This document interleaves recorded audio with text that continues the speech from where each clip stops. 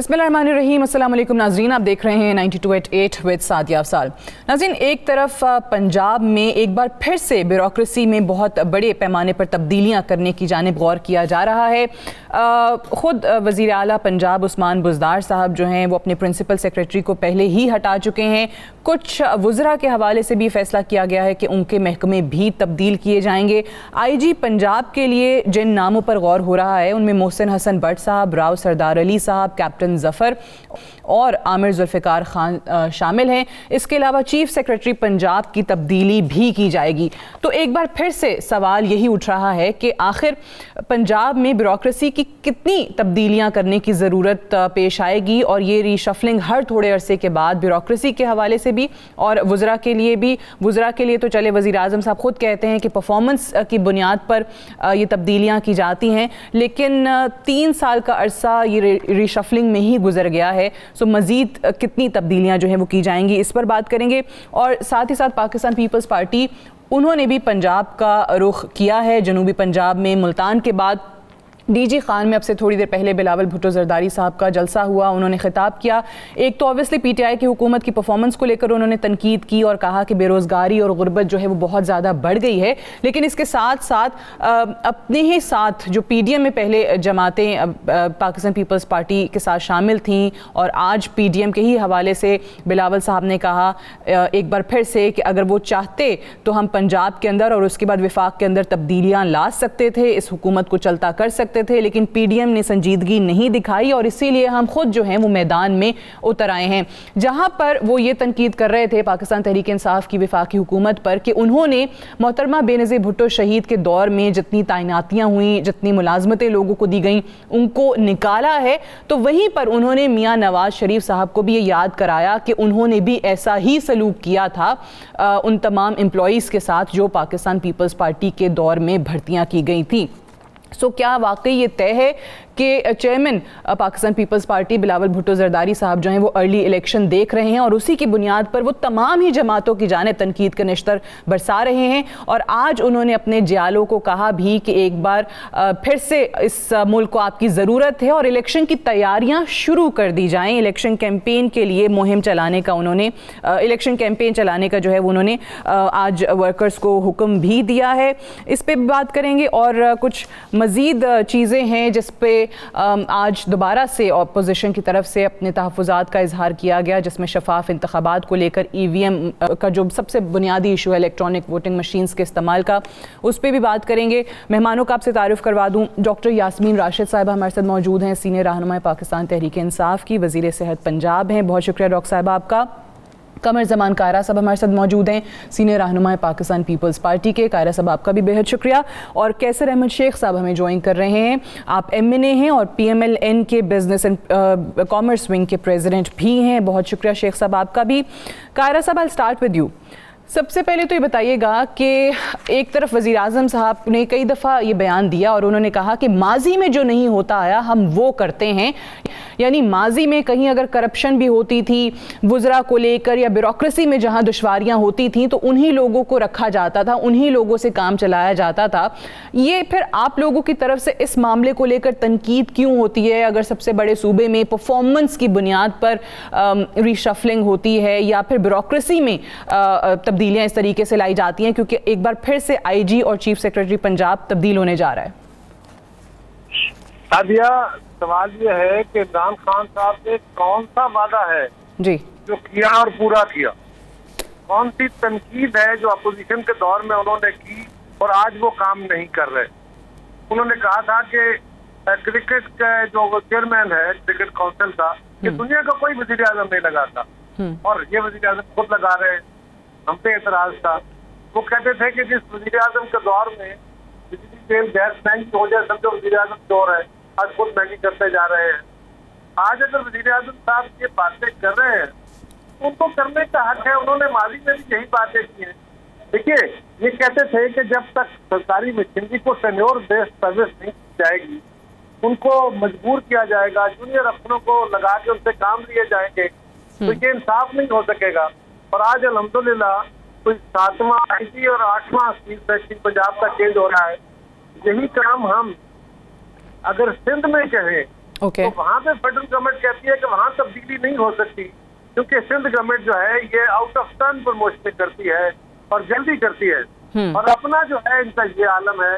वैसे इनका आलम यही है। कराची के अंदर सिंध गवर्नमेंट ने जब कोरोना का जो लेटेस्ट वेरिएंट है, ठीक, इसकी तादाद कोई 32% गई, 30% क्रॉस की, तो उन्होंने स्कूल कॉलेजेस बंद किए, उस पर एहतजाज हुआ। मार्केटें बंद की, उस पर बाकायदा हुकूमत ने एहतजाज कराया, इनके MNA MP से कराया, वज़रा ने कराया, कराची जाके कराया, वज़ीर आज़म साहब ने खुद तबसरे किए, असद उमर साहब ने किए। आज पंजाब के स्कूल कॉलेजेस बंद कर दिए गए हैं, इस्लामाबाद में भी बंद कर दी है, इस्लामाबाद बंद हो गया है, और अभी यहाँ पे वेरी अल्लाह करे कम ही रहे, ओके, अल्लाह करेंगे ज्यादा ना बढ़े। ठीक है। तो आप कह रहे हैं कि थोड़ी सी डिस्क्रिमिनेशन इस ज़िमन में है कि अगर वही काम सिंध की हुकूमत करे, पाकिस्तान पीपल्स पार्टी काफी ओके, मुकम्मल डिस्क्रिमिनेशन है। पहले डॉक्टर साहिबा ये आप लोग कहते थे कि आपसे मुराद आपकी हुकूमत, और NCOC में बात होती थी कि देखें सिंध जो है वो कुछ और बेहतर अंदाज में चीजें कर सकता है। कायरा साहब ने उसकी याद दहानी भी करा दी। डॉक्टर साहब अब ये नहीं कह रहा, डॉक्टर साहब के एहतराम में ये नहीं कह रहा। जी मुझे बात है, मुझे वज़ीर आज़म और उनकी फेडरल वज़ीर आज़म, ठीक है। अब हमारे लिए बहुत एहतराम, ठीक है। और डॉक्टर साहब, अब पंजाब में स्कूल कॉलेजेस बंद हो गए, इस्लामाबाद में स्कूल्स एक हफ्ते के लिए दोबारा बंद कर दिए गए हैं, इस पे भी ज़रा ऑब्वियसली आप रिस्पॉन्ड करेंगी ही, लेकिन साथ ये क्या ऐसा कंसर्न है वज़ीर आला साहब का, क्या ऐसा मसला है या क्या रीज़न है जिसकी बुनियाद पे उन्हें इतनी जल्दी तब्दीलियाँ करनी पड़ती हैं ब्यूरोक्रेसी में? मेरा ख्याल है सबसे बड़ी बात है सादिया कि इस तरह की तब्दीलियां कोई पहली दफ़े नहीं, हर हुकूमत में होती रही हैं, और अगर कोई तब्दीली के बाद सोची जाती है, अभी ये चीफ सेक्रेटरी साहब हमारे पास जो इस मरतबा हैं वो कोई 1.25 साल, बल्कि 1.25 साल से भी ज़्यादा अरसा जो है ही हैज़ बीन वर्किंग हियर, और अगर कोई तब्दीली के बारे में सोचा गया है तो मेरा ख्याल है सोच समझ के सोचते, because what ever it is, जो चीफ मिनिस्टर हैं he is the chief executive, उन्होंने सोचना है कि किस चीज़ से हम बेहतरी ला सकते हैं गवर्नेंस के अंदर। और थोड़ी सी मैं आपको, अब जैसे मेरा डिपार्टमेंट है, मेरे सेक्रेटरीज मेरे साथ 1.5 साल के बाद तब्दील हुए, लेकिन at times you have to change them. For example उनकी प्रमोशनें हो रही होती हैं, उनके आगे they have to go for the courses, बहुत सारी चीज़ें होती हैं जिसमें ये तब्दीलियाँ जो हैं और पोस्टिंग्स और ट्रांसफर्स जो हैं वो की जाती हैं। और फिर परफॉर्मेंस ऑफ कोर्स, अगर कोई सेक्रेटरी प्रॉपर परफॉर्म ना कर रहा हो और कोई, तो फिर उसके बारे में भी सोचा जाता है। तो मेरा ख्याल है ये कोई ऐसी बात नहीं है, परफॉर्मेंस तो डेफिनेटली बहुत वैलिड रीजन है, बट इसमें जो एक कंसर्न या रिजर्वेशन सामने आती है कि अगर इतनी जल्दी चीजें होंगी, 3 साल के अंदर अब इतनी तब्दीलियां आई हैं कि एक नए शख्स को आने पे, उस जगह पे आने के लिए टाइम लगता है, वो चीजें समझने में टाइम लगता है, तो पीछे तो सिर्फ 2 साल का अरसा रह गया। मेरा ख्याल है सादिया, अगर आप ओवरऑल परफॉर्मेंस देख लें तो मेरा ख्याल है ज़रूर तब्दीलियाँ आई हैं, लेकिन तब्दीलियों के साथ कामों में कोई ऐसी ताख़ीर नहीं हुई। अगर मैं सेहत के शोबे में देख लूँ तो जब हमने आप लोगों के साथ कमिटमेंट्स की थी, और ख़ास तौर पे मैं इस बात की खुद गवाह हूँ कि मैंने शुरू में आपको बताया था कि जी हेल्थ कार्ड्स दे दिए जाएंगे, अस्पताल नहीं बन जाएंगे। अब इंशाल्लाह अगले जून में 4 नए अस्पताल हमारे तैयार हो रहे हैं, बाकी मदर एंड चाइल्ड हॉस्पिटल्स जो वो भी लोगों को एम्प्लॉयमेंट मिली, सब कुछ हो रहा है। इम्पॉर्टेंट ये चीज़ है कि जहाँ तक कामों का ताल्लुक है वो कामों का सिलसिला तो चला हुआ है। अब जहाँ परफॉर्मेंस आपको लगता है कि थोड़ी सी डाइसी है, तो नेचुरली हम क्या चाहते हैं, किस वजह से हम ये सारी तब्दीलियाँ चाहते हैं? इस वजह से चाहते हैं कि अगर आपकी गवर्नेंस बेहतर होगी तो ये तब्दीलियाँ लाई जाती हैं, लोगों की सहूलत। दूसरी बात है, जहाँ तक कोरोना का ताल्लुक है, मैं सिर्फ ये कहती चली जाऊँ, corona is the last thing on which we should have any politics at all, I assure you. वजह यह है कि देखें, जहाँ तक कोरोना का ताल्लुक है, ये कितनी बड़ी वबा है, सारी दुनिया को उसने लपेट में लिया हुआ है, और लोगों की इतनी बड़ी बड़ी जो आपकी है ना इकॉनमीज़, उनके घुटने टेके गए। अब हम तो अल्हम्दुलिल्लाह पंजाब या पूरे पाकिस्तान के अंदर हालात बहुत बेहतर रहे बाकी दुनिया के मुकाबले में। आप अपने हमसाए मुल्क में देखें, जो हमसे बड़ी इकॉनमी थी और जो वैक्सीन भी खुद ही बनाते थे, उनके हालात क्या बने। तो शुक्र है खुदा का, अल्लाह की बड़ी मेहरबानी है कि हालात बेहतर हैं। और नेचुरली थोड़ी बहुत देखें ना, अभी स्कूल कॉलेजेस 5 दिन के लिए बंद किए गए, क्योंकि सैटरडे संडे तो वैसे भी क्लोज डेज अनाउंस हुए में, तो basically it's only for 5 days. और वो रीजन ये थी कि जो एकदम वेव में स्पाइक आई है, and it's only be done in 14 districts, it's not be done all over Punjab. और अगर ऐसा खुदा न खास्ता सिंध में होता और वो ये फैसला करते तो वहां पर भी कोई ऑब्जेक्शन नहीं होता, जिसे कायरा साहब कह रहे हैं कि डिस्क्रिमिनेशन जो मुकम्मल हमें नजर आती है। बिल्कुल ना, जी बिल्कुल नहीं कर सकता मैं, बिल्कुल सही है, डॉक्टर साहब से मुकालमा नहीं कर सकता, उनका एहतराम है, लेकिन सवाल ये है कि सिंध के अंदर भी सिंध की हुकूमत ने जब वेरिएंट की रेशो पॉजिटिव आने की कोई 25-30% हो गई, तब उन्होंने ये फैसला किया, और वो भी 12 तारीख तक का था या 10 तारीख तक। उस पर सारी फेडरल गवर्नमेंट गई, पूरी प्रोविंशियल पार्टी की थी। डॉक्टर साहबा ने जो बातें कही, बिल्कुल कोरोना अल्लाह ताला ने महफूज रखा, हमें बड़ा अल्लाह का शुक्र है, इनकी अच्छी पॉलिसीज थी, उसको भी हम अप्रिशिएट करते हैं। लेकिन ये मैं कर रहा था बात in reference to the discussion made by the prime minister, जो वो बातें करते रहे हैं और आज उसके खिलाफ चल आज उसके खिलाफ चलें। Right, got your point. मैं कैसे शेख साहब, मुझे बताइएगा कि जो ब्यूरोक्रेसी के हवाले से बात करते हैं, स्पेशली पंजाब में, अब जाहिर है आप लोगों की जमात से भी इस पर तनकीद होती है और ये कहकर होती है कि क्योंकि इनसे सूबा नहीं चल रहा इसलिए इनको समझ नहीं आ रही कि इसको लगाएं और ये तब्दीलियां करते ही चले जा रहे हैं। लेकिन पीटीआई की तरफ से एक एतराज़ जो आप लोगों की जमात या आपकी माजी की लीडरशिप पे पंजाब के हवाले से होता रहा कि आप लोगों ने तमाम ही जगहों पे आपके लोग भरे हुए हैं, भर्तियां हुई, तैनातियां हुई, वो सियासी बुनियादों पर हुई, और वो जो ब्यूरोक्रेसी की तरफ से हर्डल्स आती हैं बाज़ औक़ात कुछ महकमों में या वजारतों में काम करने के लिए, उनको भी सामने रखा जाता है। तो कहीं ना कहीं आप समझते हैं कि आप लोगों की माजी की जो अपॉइंटमेंट्स थी उनका भी कसूर है? बिस्मिल्लाहिर्रहमानिर्रहीम। सादिया, मैं देख रहा हूँ कि बड़े जो है ना डॉक्टर यास्मीन साहबा ने कोविड पे बात की, और अगरचे मेरा ज़ाती तजर्बा ये है कि मेरा जवान बेटा इरफान कैसर शेख कोविड से उसका इंतकाल हुआ, लेकिन ये बात हकीकत है, उनके अल्लाह ताला उनकी मग़फ़िरत करे, लेकिन ये हकीकत है कि पंजाब में और सिंध में भी, मैं सिंध में भी रहता हूँ, कोविड के बारे में बहुत कोशिश की गई, और हुकूमतों ने, चाहे वो पंजाब की पीटीआई गवर्नमेंट हो, चाहे वो सिंध की पीपीएल पार्टी की गवर्नमेंट हो, उन्होंने कोविड पे अपने तई बहुत ही कोशिश की कि कम से कम तकालीफ हो और नुकसान हो। अल्लाह करे हमारा मुल्क अगरचे इफेक्टेड है, लेकिन कम दूसरे मुल्कों से कब हमारे यहाँ हुआ है कोविड का असर, अल्लाह ताला करे कि बेहतरी रहे। जहाँ तक ये आपने ब्यूरोक्रेसी की बात की, देखिए ब्यूरोक्रेसी पंजाब में अभी आप खुद देख रही हैं कि रोज़ कोई ना कोई, इसका मतलब ये नहीं है कि ब्यूरोक्रेसी इनकम्पिटेंट है या वो काबिल नहीं है या हमने उनको अपॉइंट, ये तो तमाम ब्यूरोक्रेटी जब 5-5, 6-6 आईजी और चीफ सेक्रेटरी तब्दील करते हैं, और सिर्फ आईजी और चीफ सेक्रेटरी नहीं करते, आप देख रहे हैं 4 वजीर खजाना इन्होंने तब्दील किए, 6 चेयरमैन एफबीआर, मेन इदारा है रेवेन्यू का एफबीआर, तो इन्होंने तब्दील किया। तो इनको क्या ख्याल है कि तमाम ब्यूरोक्रेसी इनकम्पिटेंट है? वो असल में ये खुद इनकम्पिटेंट है, खुद एहलियत नहीं है। इन्होंने वादे तो कुछ भी किए थे, क्या कहा था इन्होंने कि हम मुल्क में 4,000 अरब रुपए का रेवेन्यू था ना, हम छोड़ के गए 3800 अरब, तो हमने तो 1900 पीपल पार्टी के दौर में 1900 था। वो तो आपने सुन लिया होगा ना वजीर आज़म साहब का बयान, उन्होंने कहा कि नया पाकिस्तान बनाने वाले जो हैं वो सवाल करते हैं कि जी नया पाकिस्तान किधर है, तो नया पाकिस्तान बटन दबाने से नहीं बन जाता। वो तो वजीर आज़म साहब ने कहा है ना 2 दिन पहले। लेकिन ये शुक्र है कि अब इनको समझ आई, ये जो वज़ीर आज़म बनने से पहले जो इनके बयान थे उस वक्त इनको कुछ पता ही नहीं था क्या।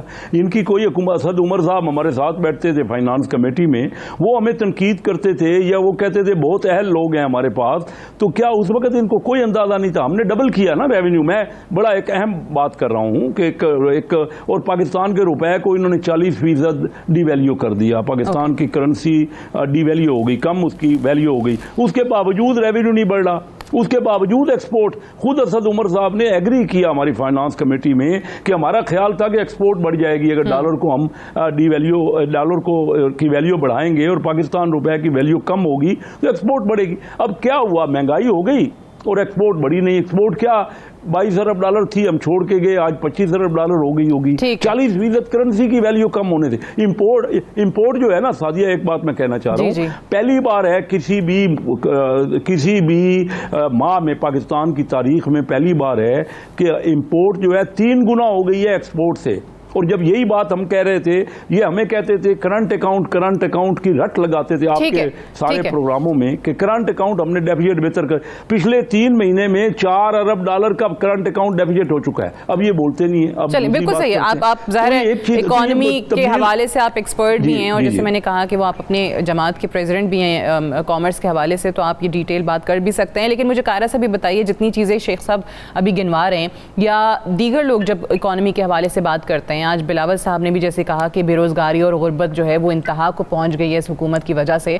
सो वज़ीर आज़म साहब का अगेन बयान, उसी का मैं जिक्र करूंगी। उन्होंने कहा कि नया पाकिस्तान कोई बटन दबाने से नहीं बन जाएगा, तो दैट मीन्स कि वज़ीर आज़म साहब को वो जो हर्डल्स हैं या हुकूमत की जो मुश्किलात हैं, रुकावटें हैं, वो हुकूमत में आने के बाद फिर समझ में आई हैं। सादिया, पहली बात तो ये है कि अगर वजीर आजम साहब को ये बातें आज समझ आई है तो कौन से माफी मांगे। हाँ, मैं गलत कहता रहा, तो गलत कहता रहा। पूरी इलेक्शन कैंपेन में क्या असलमजीद की गवर्नमेंट के खिलाफ जब वो अपोजिशन में थे, सारे जलसों के अंदर, पूरी इलेक्शन कैंपेन के जलसों के अंदर की और इमरान खान साहब की, इनके दोस्तों की स्थिति निकाल के आपको खुद उसको रिपोर्ट कर सकते हैं जी। ये कहा करते थे कि जी बिजली इसलिए महंगी है कि टैक्स बड़े लगे हैं, हम आएंगे तो हम ये टैक्स खत्म कर देंगे और बिजली सस्ती हो जाएगी। तेल के ऊपर टैक्स लगे हुए हैं, हम आएंगे तो कर देंगे, टैक्स खत्म कर देंगे। ये कहते थे कि ये हुकूमतें तो बड़ी करप्ट हैं, बड़ी खराब हैं, लोगों का एतमाद नहीं है, लिहाजा इनको लोग टैक्स नहीं देते, हम आएंगे तो टैक्स दे देंगे। ये कहते थे जी कि हम आएंगे तो हमारा टैक्स रेवेन्यू पाकिस्तान की तारीख में मुश्किल तरीन वक्त 2002 से 2010-15 तक था। 2008 में हमारी गवर्नमेंट आई थी, 2013 तक फर्स्ट टाइम ऑपरेशन सवात सुन लें, आप दुनिया का वर्ल्ड रिसेशन देख लें, आप पाकिस्तान के अपने हालात देख लें, आप आलमी मंडी में तेल की कीमतें देख लें क्या था। इसके बावजूद हमने $25-25.5 अरब का फिगर दिया, आज तक उसको कोई गवर्नमेंट टच नहीं कर सकी। और अगर हम GDP टू एक्सपोर्ट उसकी रेशो निकालें तो आज हमारी जो एक्सपोर्ट है वो 16-17-18 अरब होगी। अगर हमारी डेप्रिसिएशन ऑफ करेंसी की वजह से जो हमारी होनी चाहिए वो उससे भी कम होगी। और ये हुकूमत जो है ये रेवेन्यू नहीं पूरा कर सकी, और आज इनको अगर याद आ रहा है तो इससे बड़ी नालायकी क्या है। इससे मतलब है आपको कुछ समझ थी नहीं, ठीक है, आपके कान में डाली, आप कहते रहे। और अगर ये बात दुरुस्त है तो फिर वजीर आजम साहब को चाहिए कि वो आए, कौम के सामने आए और कौम से माफी मांगे कि मैंने अपने झूठ बोला है। आप कह रहे हैं कि अगर हुकूमत करने के 3 साल के बाद ये चीजें याद आ रही हैं तो वजीर आजम को कौम से माफी मांगनी चाहिए। मैं डॉक्टर साहब से इसका जवाब लूंगी, बट मुझे एक ब्रेक के लिए कहा जा रहा है। वापस आएंगे, डिस्कशन को यहीं से कंटिन्यू रखेंगे। Stay tuned.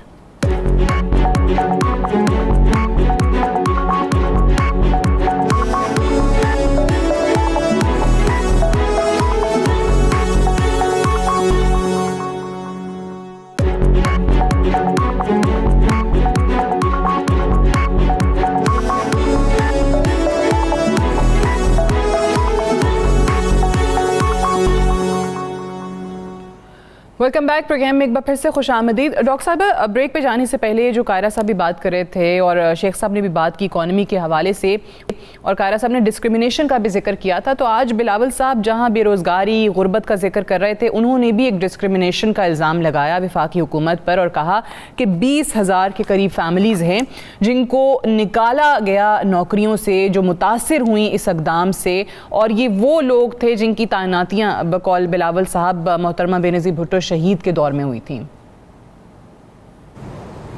आप सादिया मुझे इतना वक्त दीजिएगा, मैंने 2 जवाब देने। नंबर 1, देखिए, जब आप इकोनॉमी की बात कर रहे हैं तो मेरा ख्याल है कैसर शेख साहब जो हैं इस बात को तो उसकी तस्लीम करेंगे कि जब हमने हुकूमत ली, और मैं पंजाब की बात कर रही हूँ, तो आप इमेजिन नहीं कर सकती कि 100 अरब का खसारा किस तरीके से था।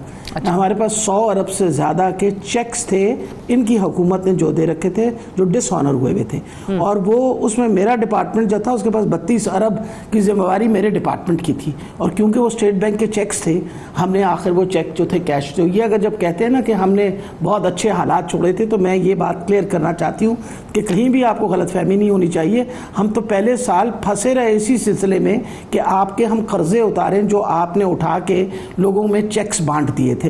अब आ गया मसला कि what has happened to the economy. आपको पता है कि आज 2 साल, तकरीबन पौने 2 साल हो गए कि कोरोना की वजह से सारी दुनिया की इकोनॉमीज डिस्टर्ब हुई हैं। It is not only Pakistan, सारी दुनिया की इकोनॉमीज जो हैं they have gone upside down. मैंने आपसे पहले भी बात कर चुकी हूँ, बड़ी बड़े जो इकोनॉमीज थी उन्होंने घुटने टेक लिए। उसके बावजूद अल्लाह की बहुत बड़ी मेहरबानी रही, पाकिस्तान के वो हालात नहीं रहे। शुक्र है खुदा का कि इमरान खान साहब ने एक अच्छा डिसीजन लेके, क्योंकि हमारे जैसा गरीब मुल्क जो था वो किसी तरीके से प्रोलॉन्ग लॉकडाउन नहीं कर सकता था। We had to go into smart lockdown, और कॉन्स्टेंटली कोशिश की गई कि हम हालात बेहतर रखें ताकि हमारी जो इकॉनमी का पहिया है वो चलता रहे। और इसीलिए इस दौरानिया में अगर आप देखिए हमारी एक्सपोर्ट्स बढ़ी, ये कहना कि एक्सपोर्ट्स नहीं बढ़ी, this is also unfair. Exports बढ़ी और इस साल रेवेन्यू भी इकट्ठा ज्यादा हुआ। सबसे बड़ी ये बात है, अगर आप देखिए कि किस तरीके से मैं आप जितना कह रही हैं जो मैक्रो इकोनॉमिक इंडिकेटर्स हैं वो बेहतर हुए, but at the same time जो आवाम की जिंदगी में मुश्किलात हैं महंगाई की वजह से, आटा, चीनी, दालें, आपके महकमे की बात करें, अद्वियात महंगी होने की वजह से, सो ऑब्वियसली उस पर भी तो परेशानियां हैं। नहीं सादिया जी, सबसे बड़ी बात है सादिया, हर अस्पताल में सरकार के हर अस्पताल में दवाई फ्री मिलती है। 42 अरब रुपए का बजट है सिर्फ दवाई के लिए। ये मैं आपको बता रही हूँ because I am looking after that budget. So all poor patients coming into hospitals get the medicine free of cost, चाहे वो इमरजेंसी में हो या इंडोर में हो। आउटडोर में वही पेशेंट होते हैं जो जिनकी कोई माइल्ड प्रॉब्लम हो।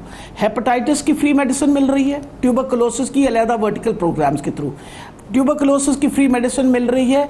उसके अलावा आपकी एड्स की फ्री मेडिसिन मिल रही है। नॉन कम्युनिकेबल डिजीजेस जो हैं जिसमें डायबिटीज वगैरह आती है उसको भी। अब आ गया दवाइयों का मसला। वी हैव बीन शोर्ड कि गरीब आदमी जो है वो बिल्कुल तंग ना हो।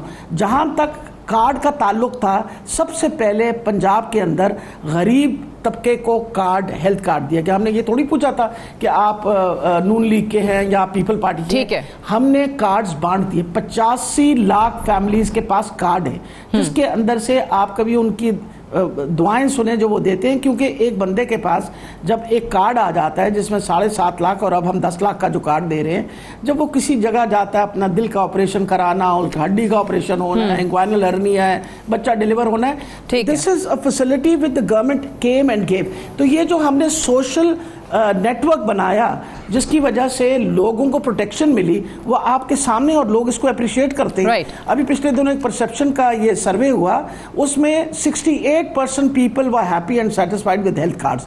अब इसके अलावा आप देखिए इस दौरानिया के अंदर हमने कैश डिस्ट्रीब्यूशन गरीब फैमिलीज की किस तरह की एहसास प्रोग्राम पूरी कोशिश की जा रही है। उस पे भी बिलावल साहब बार-बार वो कह रहे हैं कि ये तो बेनजीर इनकम सपोर्ट प्रोग्राम था, उसका नाम तब्दील कर दिया है। उनसे कहें जो मर्जी देखें, जो मर्जी प्रोग्राम हो, चलें आपका वो मेरा या किसी का प्रोग्राम, ये ठीक है। आपका नुक्ता आ गया कि हेल्थ कार्ड की वजह से और एहसास प्रोग्राम की वजह से आवाम को जो है बहुत रिलीफ मिला है। मैं अब आगे बढ़ते हुए रिलीफ मिला है, ठीक है। एक और बात मैं एक और बात भी आपको बताती चली जाऊं।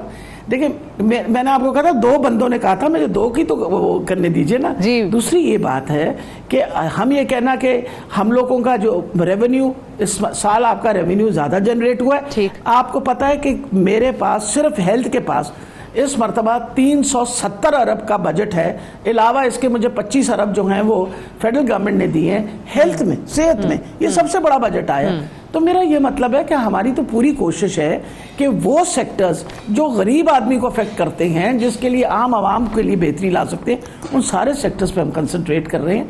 तो ज़रूर तनकीद करें, लेकिन मकसद ये हालात देखिए और हालात देखिए। ठीक है कैसर शेख साहब, अब जो डॉक्टर साहिबा ने बातें की हैं तो उनको सामने रखते हुए तो डेफिनेटली वो कह रही हैं कि इम्प्रूवमेंट आई है, बट अगर उसके बावजूद आप समझते हैं कि नहीं आई और जिस इस हुकूमत को जो आप कहते हैं कि जी बिल्कुल नाअहल हुकूमत है, आवाम को कुछ नहीं दिया, तो फिर आज जो बिलावल साहब बात कर रहे हैं या मुल्तान में जो उन्होंने बात की, वो तो फिर आप लोगों को कसूरवार ठहराते हैं। वो कहते हैं कि जी अगर PDM ना बुज़दार साहब को तब्दील करना चाहती है, ना वज़ीर आज़म को तब्दील करना चाहती है, हमारे साथ धोखा हुआ है।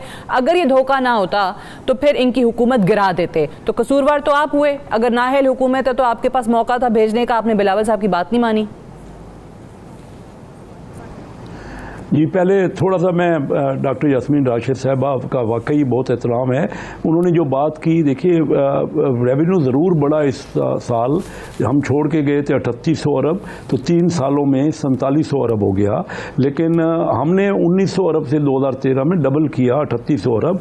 ये अगर डबल करें तो 7600 अरब करना चाहिए अगर हमारी रफ्तार से ही डबल, क्योंकि रेवेन्यू में कोई फ़र्क नहीं पड़ सकता। ये फिगर्स ऐसी हैं जो हर कोई उसको इंडोर्स करेगा। तो रेवेन्यू जो इस तरह, ये तो सोच रहे थे कि पहले साल में 8000 करे। अच्छा, अब बात आपने जो की कि पीडीएम की जो बात है, क्योंकि मुस्लिम लीग ना पंजाब की हुकूमत को गिराया ना वफाक की, ये इसमें कोई शक नहीं। देखिए ना कि उन्होंने एक बार कहा कि आपने धोखा दिया, नो कॉन्फिडेंस करें। नहीं, उसमें नहीं, मैं कह रहा हूँ उनकी बात में कि उन्होंने कहा कि जो नो कॉन्फिडेंस की बात है, हमें ये यकीन है कि जब तक इस्टेब्लिशमेंट की सपोर्ट ना हो या हालात साजगार नहीं हो, आज तक पाकिस्तान में नो कॉन्फिडेंस नहीं हो सका। एक सेनेट के चेयरमैन तो हम सब मिल के थे ना, उस वक्त तो पीडीएम भी इकट्ठी थी, सेनेट में हमारी मेजॉरिटी है, तो तब हम उसको सेनेट का चेयरमैन नहीं बना सके अपना, और ना उसके खिलाफ नो कॉन्फिडेंस कर सके। ये बातें हैं सिर्फ कि जो पीपल पार्टी और नून लीग और सब ये पार्टियां इकट्ठी थी ना, उस वक्त इजीली कर सकते थे। क्या हुआ? एक तो वो तरीन ग्रुप था, क्या कर सकते थे? आपको तो ऑफर की जाहिर ऑपोजिशन लीडर पंजाब में आपके हमजा शहबाज साहब, तो पीपल्स पार्टी ने कहा कि आप उनको बनाएं, उनका हक बनता है। वो देखिए वो फीजिबल नहीं थे। मैं तो कह रहा हूँ सेनेट का चेयरमैन जहाँ हमारी वाज़ेह मेजॉरिटी है, वो चंद मेंबर हैं वहाँ, 102-5 मेंबर होते हैं, उसमें हमारी मेजॉरिटी है वाज़ेह तौर पे। क्या हुआ? पीपल पार्टी भी हमारे साथ थी, पीडीएम भी इकट्ठी थी ना, तो वो हम नो कॉन्फिडेंस हमने किया, नहीं कामयाब हुआ ना। हमने सेनेट के चेयरमैन के खिलाफ नो कॉन्फिडेंस हम पार्टियों ने मिल के किया। ये होता ही नहीं, मुमकिन नहीं है जब तक हमारे मुल्क में कई ऐसी कुव्वतें हैं और बड़े चुनिंदा लोग होते हैं सेनेट में। वहाँ नाश्ते में कुछ लोग आते हैं, अंदर वोट कुछ लोगों के पड़ते हैं। तो ये नो कॉन्फिडेंस को इतनी बात करना ही तो आसान है, इतना आसान नहीं है। और फिर हम ये भी चाहते हैं कि असल हमारी जद्दोजहद तो है कि फेयर इलेक्शन हो। और चलिए ये फेयर इलेक्शन पे भी बात कर लेते हैं, लेकिन वो जो आज बिलावल साहब ने, मैंने डॉक्टर साहबा से भी सवाल किया था ना, जो उन्होंने कहा कि लोगों को निकाला नौकरियों से, तो मियां साहब को भी याद कराया। उन्होंने कहा कि मियां साहब के दौर में भी यही सलूक हुआ था उन मुलाजमीन के साथ, और मियां साहब के हवाले से ये भी कहा कि उनकी मर्जी है वापस आना, लेकिन अशरफ गनी और अल्ताफ हुसैन की मिसाल आपके सामने है। लोग ऐसे लोगों को पसंद नहीं करते, ऐसे लीडरान को जो भाग जाते हैं। मैं सादिया इस पे ज़रूर बात करना चाहूँगा। देखिए जो हमारे इदारे हैं ना, नेशनलाइज इदारे, उसमें हर साल 700-800 अरब रुपए या उससे ज़्यादा का खसारा हो रहा है। हमने कहा अपने दौर में कि स्टील मिल को प्राइवेटाइज कर दें उसको, और इसी तरह पीआईए के बारे में बात की, इन्होंने सख्त मुखालफत की, पीटीआई ने भी, पीपल पार्टी में। ये तो हमारा कहना है। देखिए सिर्फ नौकरियाँ देना, लोगों को नौकरियाँ तो बढ़ जाएंगी जब प्राइवेटाइज होगा, जब उसका इदारा तरक्की करेगा तो नौकरियाँ खुद ब खुद बढ़ेंगी। तो अब एक बार तो नेशनलाइज इदारे हैं, वो नुकसान कर रहे हैं, वो नुकसान आम आदमी पे पड़ रहा है, ठीक है, इस वजह से उनको मुलाजमतों से निकाला गया। ठीक है। अच्छा कायरा साहब, ये आपने कैसे शेख साहब का भी जवाब सुना, जो बिलावल साहब के स्टेटमेंट के जवाब में उन्होंने कहा कि जहां उन्होंने कहा कि धोखा ना होता तो हम दोनों हुकूमतों को गिरा चुके होते। कैसर शेख साहब कहते हैं कि एस्टैब्लिशमेंट का किरदार या उनकी मदद के बगैर ये चीज़ें नहीं हो सकती। सेनेट की उन्होंने मिसाल दी। तो क्या बिलावल साहब जब ये बात कर रहे थे, पाकिस्तान पीपल्स पार्टी ये बात कर रही थी, तो कहीं से कोई यकीन दहानी थी जो कि इनको नहीं पता था? सादिया, ये जो सियासी अमल है ना जी, ये आप अवाम के सहारे और पॉलिटिकल प्रैक्टिस करते हैं। आपके इदारों की सियासत के अंदर बदाखलत गैर आईनी है, हम उसको आइन के ताबे रखना चाहते हैं। ये हमारा पहले दिन से क्लेम है। हम तो हमेशा से ही इस अमल के, यानी बहुत सारी जमातें बिकॉज ऑफ एस्टेब्लिशमेंट सियासत में आती रही ना या पिछले में, हम तो इंस्पाइट ऑफ देम आते रहे।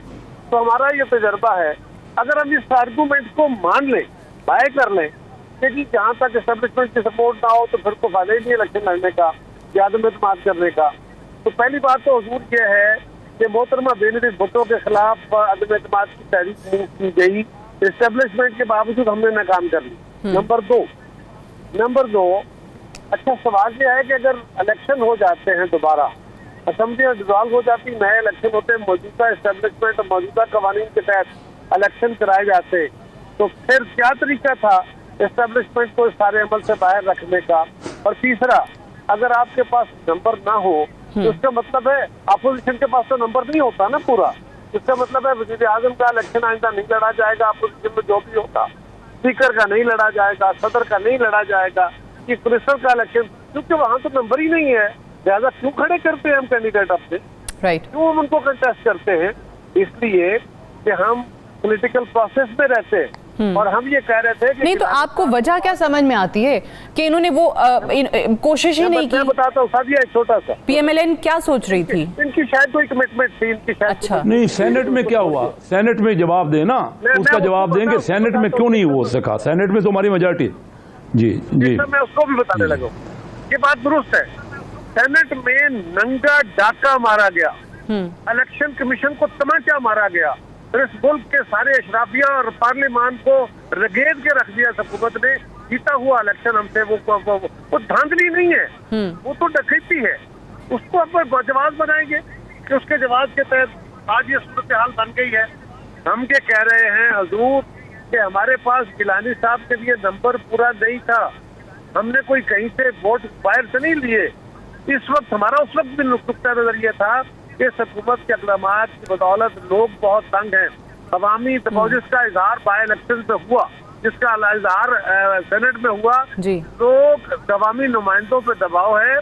पीटीआई के जो मेंबर्स हैं वो भी अपनी जमात से तंग है, इसलिए कि आइंदा इलेक्शन में जो 2022 में होने वाला है उसमें लोग बड़े परेशान हैं कि आइंदा हमें वोट नहीं पड़ेंगे। बट कारा साहब, आप नहीं समझते कि बहुत सारे ओकेजन्स पे आवाम को मायूस ऑपोजिशन ने भी किया है, जो चीज़ें या हुकूमत की तरफ से आवाम को रिलीफ ना देने का आप कहते हैं, बट मुसलसल एक मुनकसिम ऑपोजिशन रही। वज़ीर आज़म का इलेक्शन, सदर का इलेक्शन, चेयरमैन सेनेट का इलेक्शन, फिर पीडीएम टूट गई। पहली बात यह है कि हम तो मुखालिफ जमाते हैं जी, अपोजिशन में, हम अपने अपने इलेक्शन लड़के पहुंचे थे। उसके बाद फौरी तौर पे तो अपोजिशन जल्दी हो जाती है, हुकूमत को टाइम दिया जाता है, लेकिन हमने फिर भी इकट्ठे होकर कहा कि आइए खान साहब आप आगे बढ़िए, हम आपके साथ हैं, कदम बढ़ाएं। हमने कहा कि चार्टर ऑफ इकोनॉमी करते हैं, हमने कहा है तो साफ करिए, अदालतें तो साफ करें, लेकिन आए मिलकर सब इस मुल्क को मसाइल से निकालते हैं। अपोजिशन अपना रोल असम्बलियों के अंदर भी करती रही, बाहर भी करती रही, हमने जलसे भी किए, फिर इकट्ठे होके भी किए, लेकिन अपोजिशन के पास तो बंदूक तो नहीं होती ना। हम कोई ऐसा रास्ता तो इख्तियार नहीं करना चाहते कि डेडलॉक क्रिएट कर ले और अल्टीमेटली जमहूरी जो बसात है लपेट दी जाए। तो अपोजिशन के पास जो भी दुनिया में रोल होता है वो रोल हमने अदा किया, हमने जलसे किए, जुलूस किए, रैली की, असेंबलियों, ठीक है, लेकिन उसमें कुछ अपोजिशन पार्टीज ने आपका साथ नहीं दिया, लेकिन अब वो एग्जैक्टली वही करना चाह रहे हैं जो उस वक्त पाकिस्तान पीपल्स पार्टी सजेस्ट कर रही थी। एक ब्रेक लेंगे, ब्रेक से वापस आएंगे। आइंदा के लिए जो हर कोई, हर सियासी लीडर, हर जमात ये बात करती है कि फ्री एंड फेयर इलेक्शन होने चाहिए। आज बिलावल साहब ने कहा कि फ्री एंड फेयर इलेक्शन होंगे तो पाकिस्तान पीपल्स पार्टी इक़्तिदार में आएगी, और तमामी जमातों का ये ख्याल है। लेकिन वो फ्री एंड फेयर इलेक्शन होंगे कैसे, उसका तरीका क्या है, जो सजेशंस अभी सामने आई हैं या जो हुकूमत करना चाहती है उस पर तमाम ऑपोजिशन जमातों को एतराज़ात हैं। तो फिर free and fair election, transparent election इस मुल्क में कैसे हो पाएंगे जिस पर सब एतमाद करें? बात करेंगे एक वक्फे के बाद।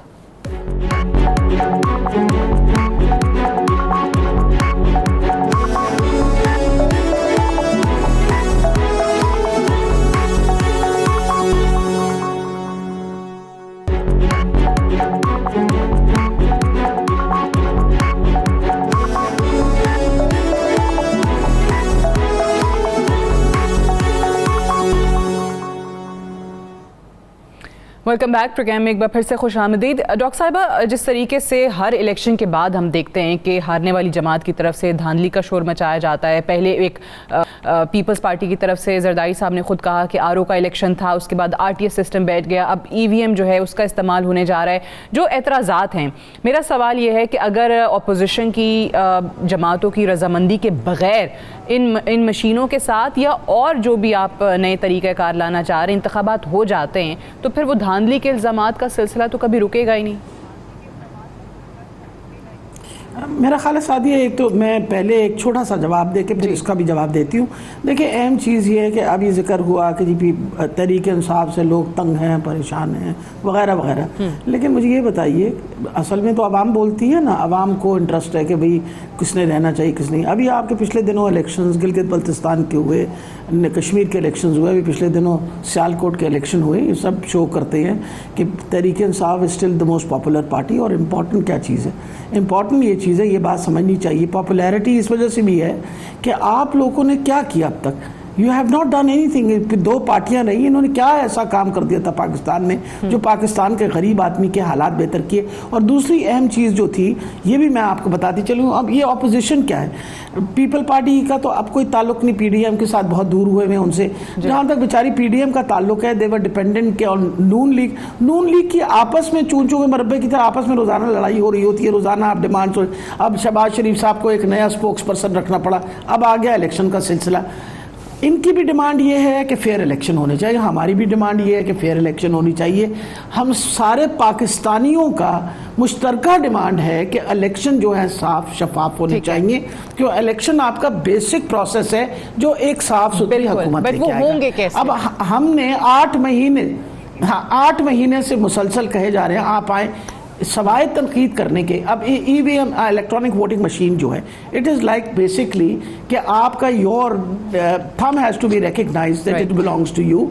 और आपका जो इस वक्त नादरा का जितना डेटाबेस है उसके ऊपर आपकी थंब रिकग्निशन है, हर चीज़ के लिए आपकी थंब रिकग्निशन हो रही है।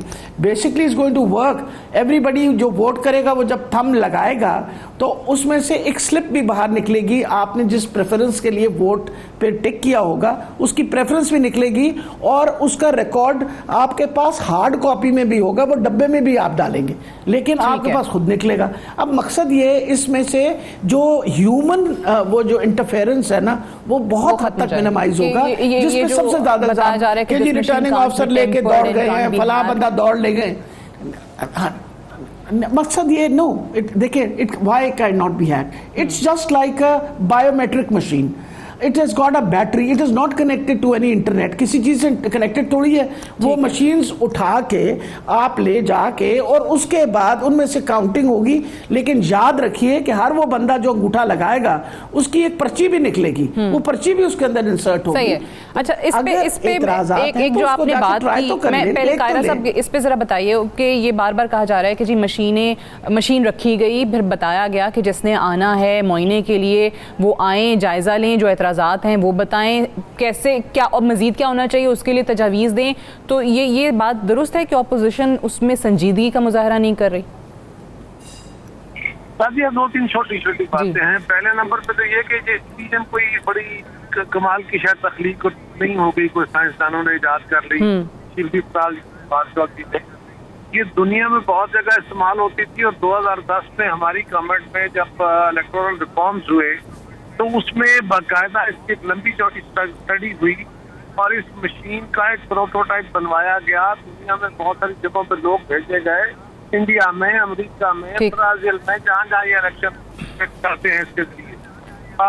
लेकिन उस वक्त ये फैसला हुआ कि नहीं, अभी इसको ये हमारे यहाँ इस्तेमाल नहीं हो सकती। लेकिन ये इशू नहीं है, सवाल ये है कि उसके ऊपर के लिए शफाफियत का बायस बनेगा। इलेक्शन में 2 तरह की दानिशियां होती, एक वो है जो प्री पोल होती है, उसका ईवीएम से ताल्लुक नहीं है, उसका ओवरऑल हमारे लॉज के साथ और कल्चर के साथ ताल्लुक है। बहुत सारे इदारों के दरमियान बैठ के एक परफॉर्मेंस करने की जरूरत है। और ईवीएम के ऊपर तो बड़ा सिंपल इशू है, इलेक्शन कमीशन नहीं मान रहा, वो कहते हैं कि इसके ऊपर हमारे सीरियस तहफ़्फ़ुज़ात, लेकिन उस पे मिनिस्ट्री ऑफ साइंस कह रही है कि वो बता दें जो एतराज़ात है हम दूर कर देंगे। Ministry of science has nothing to do with election. वो एक इलेक्शन कमीशन ने करवा रहे हैं जो हम किसी टेक्नीशियन से बनवा सकते हैं, लेकिन जिनका सबसे ज्यादा एक्सपीरियंस है, जहां दुनिया भर में इलेक्शन जो होते हैं इलेक्शन कमीशन उसको मॉनिटर करता है। फिर हमारे कुछ थिंक टैंक्स हैं जो इलेक्शन को मॉनिटर करते हैं, मसलन महमूद बिलाल साहब का, वो बड़े तवील अरसे से न सिर्फ इलेक्शन को, लोकल बॉडीज और बाकी सारे इलेक्शन को वो मॉनिटर करते हैं, वो हमारे पार्लियामेंट्री प्रैक्टिसेस को मॉनिटर करते हैं। ठीक है, बट सवाल फिर कायरा साहब यही है ना कि ऐसा क्या हो कि सबको फिर उस पर यकीन आए, सबका एक ट्रस्ट हो कि इलेक्शन शफाफ। छोटा सा फाफिल है, फाफिल इन इदारों का भी इस पे तहफ़्फ़ुज़ात, वो कह रहे हैं कि हमें कमेटी में बुलाएं, सेनेट की कमेटी में बैठ के हम बताते हैं कि इसमें क्या प्रॉब्लम है। उनको आपने इनवाइट किया और चेयरमैन ऑफिस ने कहा ये नहीं आ सकते। तो भाई क्या तरीकाकार है कि आप एक दिन बैठ के ऑर्डिनेंस के जरिए सारे कानून बनाते हो, उसके बाद वो ऑर्डिनेंस ऑफिस है कि एक दिन में सारे कानून 25 कानून पास कर देते हो और फिर सेनेट में भेजने के बाद डिफीट होते हो, तो फिर कहते हो आओ बैठ के बात करते हैं, लेकिन बात ईवीएम पे होगी, ईवीएम से हटके नहीं होगी। ईवीएम से हटके नहीं होगी, बहुत सारी और चीजें भी हैं। शेख साहब, आपको क्या क्या क्या लगता है कि वो क्या रुकावटें हैं जो इस मुल्क में फ्री एंड फेयर इलेक्शन नहीं होने देती? जिस तरह कायरा साहब ने भी कहा कि एक तो इलेक्शन से पहले की रखेंगे और एक बाद की। जी, कायरा साहब ने बड़ी अच्छी तरह तफसील से बात की है। सबसे ज़्यादा जो पिछले 2018 के इलेक्शन में हुआ, ये प्री पोल रिगिंग हुई है इलेक्शन से पहले की। मैं आपको एक कंक्रीट मिसाल इसकी देता हूँ ताकि कोई भी चेक करना चाहे तो चेक कर ले। मेरे इलाके चंदियोट में 200 से ज़्यादा देहात हैं। उन देहातों में जो वाल चेकिंग होती है ना, मुझे वाल चेकिंग ही नहीं करने दी गई, हालांकि मैं वो इलेक्शन जीता हूं, लेकिन 200 में आज चले जाइए, वो चीज अभी भी कायम है। आप जाके कोई सर्वे करा लीजिए, आज जो हारे हुए कैंडिडेट उनकी बाकायदा वाल चेकिंग आज भी मौजूद है वहां, क्योंकि वो मिट्टी नहीं है और मेरी वाल चेकिंग तक नहीं करने दी गई। मुझे जहां मीटिंग करनी होती थी मीटिंग नहीं करने दी जाती और हमारे इलाकों में कोई कैंडिडेट ही नहीं खड़ा करने दिया गया। उनके साथ क्या हुआ जाके आप उनसे पूछ लीजिए। मेरे चंदियोट के जिले में, मेरे झंग के जिले में कोई एक कैंडिडेट पाकिस्तान मुस्लिम लीग का खड़ा नहीं हो सका, हालांकि हमारी पहले वो सारे जीते हुए थे, हमारे ही कैंडिडेट स्विच ओवर हो गए जो जीते हुए। तो ये एक बहुत, और इसके अलावा बाकी देखिए ना, इलेक्शन कमीशन ने खुद कह दिया है कि पहले तो उनके पास जाए ना, इलेक्ट्रॉनिक वोटिंग जो है पहले इलेक्शन कमीशन से अप्रूव कराएं। देखिए हमें इलेक्शन कमीशन को मजबूत करना पड़ेगा। हमें मैं शेख साहब एक मुझे बताएं कि जो पहले से मौजूद कुछ कवानीन हैं इलेक्शन कमीशन जिन पर अमल दरामद कराने का पाबंद है, उन पे भी हम देखते हैं कि वो इदारा नहीं करवा पाता। छोटी सी मिसाल आपने जिस तरह से बात की है, क्या वाकई उतना खर्चा होता है एक एमपीए का या एमएनए का जो इलेक्शन लड़ रहा होता है, जो कैंडिडेट होता है, जो इलेक्शन कमीशन ने बताया में 25 लाख और यहाँ पे 15 लाख? जी कायरा साहब, अमल नहीं किया गया। डॉक्टर साहब ये बता सकेंगी कि एक साइंसदान कोई दवाई बनाता है किसी बीमारी का इलाज, वो जो साइंसदान दवाई बनाता है, क्या डॉक्टर के मशवरे के बगैर डायरेक्ट कोई कंपाउंडर वो दवाई दे सकता है? हाँ, ये दवाई। चलें, टू वाइंड अप है। बहुत बहुत शुक्रिया डॉक्टर यास्मीन राशिद साहिबा, कमर जमान कायरा साहब, कैसर अहमद शेख साहब प्रोग्राम में ज्वाइन करने के लिए। That's all for tonight. इजाजत दीजिए, खुदा हाफिज।